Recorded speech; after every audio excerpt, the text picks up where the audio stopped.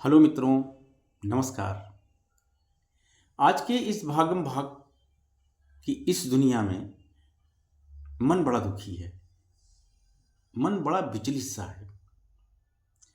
जीवन में कभी ये प्रश्न कभी वो प्रश्न लगातार होते रहते हैं। जीवन में थक सा रहा हूँ। अगर मैं आपसे पूछूं कि आपके जीवन में कोई समस्या है तो साहब किसको समस्या नहीं है। मुझे लगता है आप सभी लोगों के जीवन में कोई ना कोई समस्या तो जरूर होगी। तो साहब जीवन है तो समस्या होगी ही। अगर मैं आप लोगों से यह पूछूं कि इस समस्या में कितने लोग छुटकारा पाना चाहते हैं, मुझे लगता है आप सभी लोग चाहते होंगे।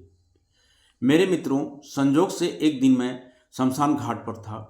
मैंने देखा कि सभी शव अपनी शैया पर आराम से सो रहे हैं। कोई प्रतिक्रिया नहीं, किसी तरह का कोई शोरगुल नहीं।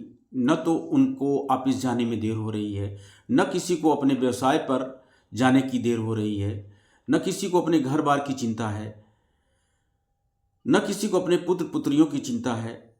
सब बिल्कुल आराम से पड़े हुए हैं, बिना किसी समस्या के। उनके पास कोई समस्या ही नहीं है। अब मैं पूछना चाहूंगा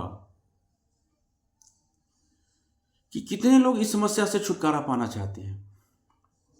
मुझे लगता है अब कोई नहीं चाहेगा कि भैया समस्या एक जीवन का प्रतीक है। जब तक जीवन है तब तक समस्या है। जब समस्या ही नहीं रहेगा तब हम भी नहीं रहेंगे। और जब अपने जीवन में समस्या कम होने लगे तब समझना खतरे की घंटी बजने वाली है। तब उस प्रभु से बोलना, कुछ समस्या ही भेज दो प्रभु से बोलना, हे ईश्वर मुझे इतनी समझ दो, इतनी शक्ति दो, मेरे को इतनी सूझबूझ ज्ञान विवेक दो कि जो मैं समझ नहीं सकता उसे मैं आपका दिया हुआ उपहार समझूं।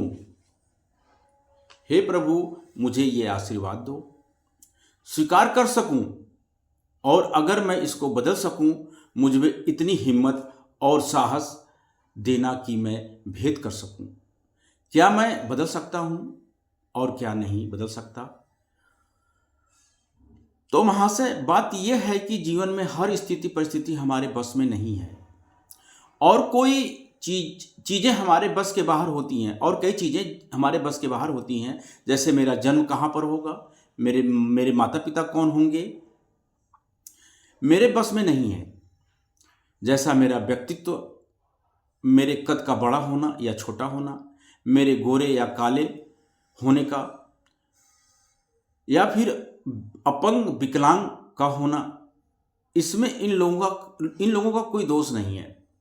कौन जाने भाई, कैसे समझूं इस बात को।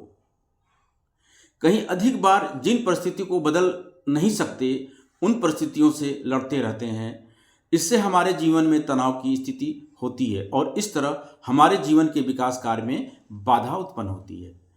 जिसको हम जीवन में बदल नहीं सकते उसे ईश्वर का आशीर्वाद समझ स्वीकार करें, और मैं बदल सकूं, मुझ में इतनी साहस दें बदलने का, और मुझ में सद्बुद्धि दो कि मैं भले बुरे में फर्क कर सकूं, मैं सही गलत और सही में भेद कर सकूं।